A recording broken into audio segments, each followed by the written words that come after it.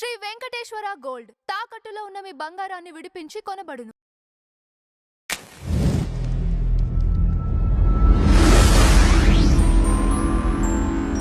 Sir నమస్తే sir. నమస్తే అండి. సార్, అమరావతి నగరంలో బ్యాంక్ స్ట్రీట్ పైన చంద్రబాబు నాయుడు గారు ఎందుకు అంత ప్రత్యేకమైన శ్రద్ధను పెడుతున్నారు? దానివల్ల ఏంటి మన రాష్ట్రానికి ప్రయోజనం? దాని ప్రాధాన్యత ఏంటి? చంద్రబాబు నాయుడు గారి విజన్ ఎలా ఉంటుంది అనేటువంటిది గతంలో హైదరాబాద్ అభివృద్ధి చేసినప్పుడు మనం చూసాం.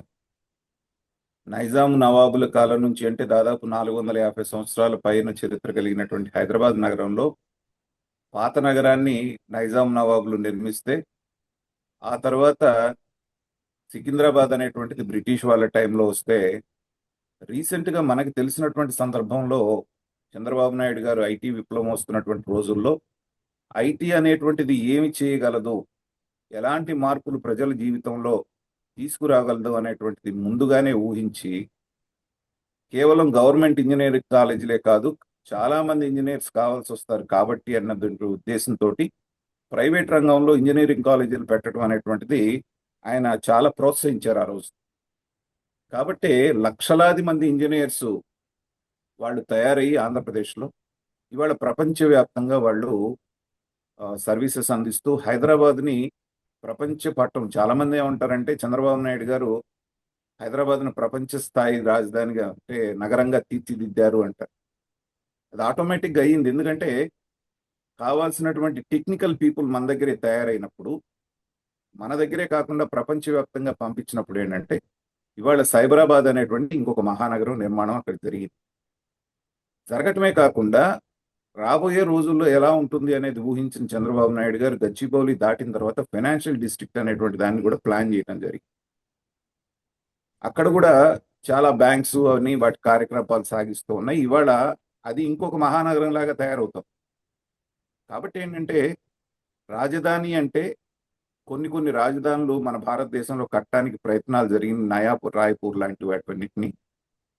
కానీ కొన్ని విఫల ప్రయత్నంగా మిగిలిపోయింది. ఎందుకంటే రాజధాని అంటే కేవలం ఒక సెక్రటరేటో, లేకపోతే ఒక అసెంబ్లీనో, లేకపోతే ఒక హైకోర్టు మాత్రమే అనుకుంటాం. అది జరిగినటువంటి పొరపాటు. కానీ అమరావతి అలా కాకూడదు అనేటువంటి ఉద్దేశంతో నవనగరాలు అనేటువంటివి ఆయన ప్రపోజ్ చేసి, ఈ ఆర్థిక నగరం ఏదైతే ఫైనాన్షియల్ సిటీ అనేటువంటిది ఏదైతే ఉందో దానికి రూపకల్పన చేయడం జరిగింది.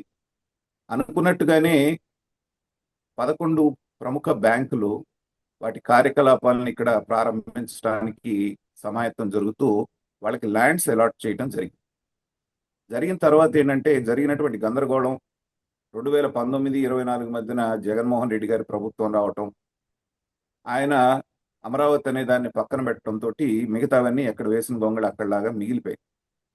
తర్వాత చంద్రబాబు నాయుడు గారు వచ్చిన తర్వాత మళ్ళీ వాళ్ళందరినీ పిలిచి మీరు ఇమ్మీడియట్గా మొదలు పెట్టాలంటే వాళ్ళు కూడా కొంచెం సంశయించి తటపటాయించారు. వెంటనే మొదలు పెట్టలేదు. మరొకసారి ఆయన మీటింగ్ పెట్టి అందరినీ గట్టిగా మందలించడంతో అప్పుడు అన్ని శంకుస్థాపనలు జరగటం, ఇవాళ నిర్మాణం అనేటువంటిది వేగంగా జరగటం అక్కడ మొదలైంది.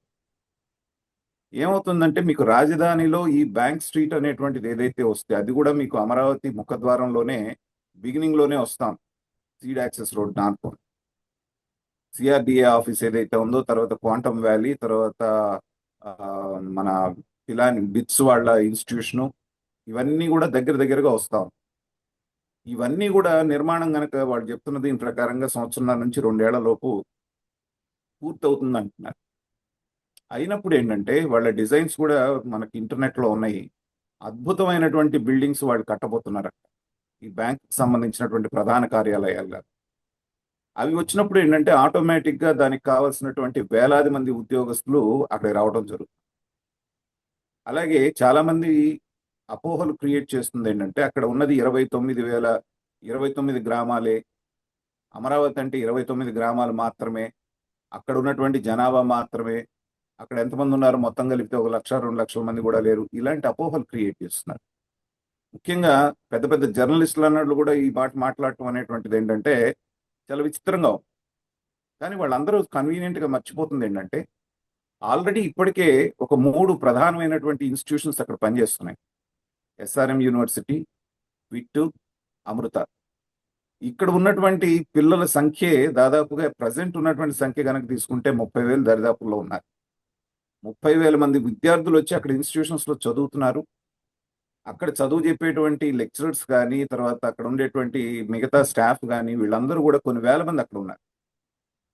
వాళ్ళ లక్ష్యం ఏంటంటే రాబోయేటువంటి 5 సంవత్సరాల్లో ఒక ఎస్ఆర్ఎం యూనివర్సిటీనే 50,000 మంది స్ట్రెంగ్త్ ని ఎక్స్పెక్ట్ చేస్తున్నారు. ఎక్స్పెన్షన్కి వెళ్తున్నారు. అలాగే విట్టు, తర్వాత మిగతా ఇన్స్టిట్యూషన్స్, ఇప్పుడు బిర్లా వాళ్ళు వస్తున్నారు, బిట్స్ వాళ్ళు.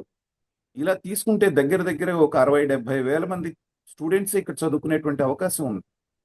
దానికి కావాల్సినటువంటి, అలాగే ఈ బ్యాంక్స్ వచ్చి వాళ్ళ కార్యాలయాలు ఇక్కడ ఏర్పాటు చేసిన తర్వాత, వేలాదిగా వాళ్ళ సిబ్బంది వచ్చిన తర్వాత, వాళ్ళ ఫ్యామిలీస్ వచ్చిన తర్వాత ఏంటంటే స్థానికంగా అక్కడే నివాసాలు ఏర్పరచుకునేటువంటి పరిస్థితి వచ్చిన తర్వాత అమరావతి అనేటువంటి రాజధానిని ఇక ఎవరు ఏం చేసినా కదిలించలేరు.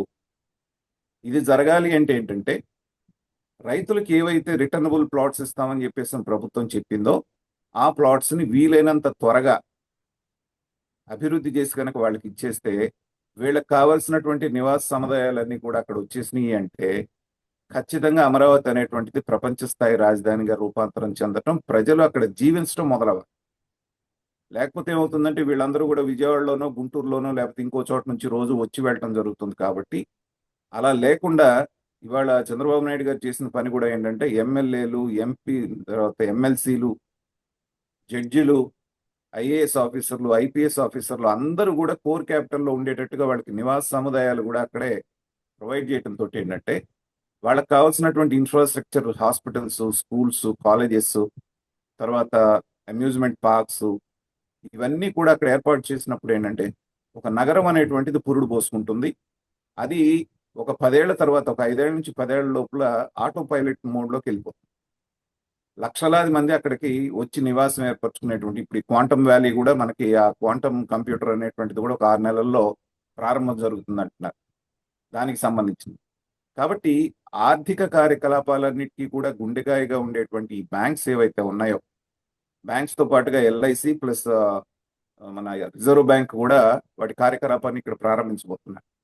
చేసినప్పుడు ఏంటంటే రాజధానికి ఇవన్నీ కూడా ఒక ఫైనాన్షియల్ గా ఒక గుండెకాయలాగా పనిచేయబోతున్నాయి. కాబట్టి చంద్రబాబు నాయుడు గారు స్పెషల్ ఫోకస్ పెట్టి దాని మీద వీలైనంత త్వరగా దీన్ని పూర్తి చేస్తూ అక్కడ కావలసినటువంటి ఏర్పాట్లన్నీ చేయండి అని ఎప్పటికప్పుడు రివ్యూ చేస్తూ ఆ అధికారుల్ని అలాగే సిఆర్డిఏ వాళ్ళని కూడా పరుగులెత్తిస్తూ వీలైనంత త్వరగా ఇది పూర్తి చేయడానికి ప్రయత్నం చేస్తున్నారు. కాబట్టి అవి గనక పూర్తయి కార్యకలాపాలు గనక మొదలైతే అమరావతి రూపురేఖలే మారిపోయేటువంటి అవకాశం ఉంది. కాబట్టి ప్రతి విషయంలోనూ వాళ్ళు తీసుకుంటున్నటువంటి శ్రద్ధ మనం తప్పనిసరిగా వాళ్ళని అభినందించాలి.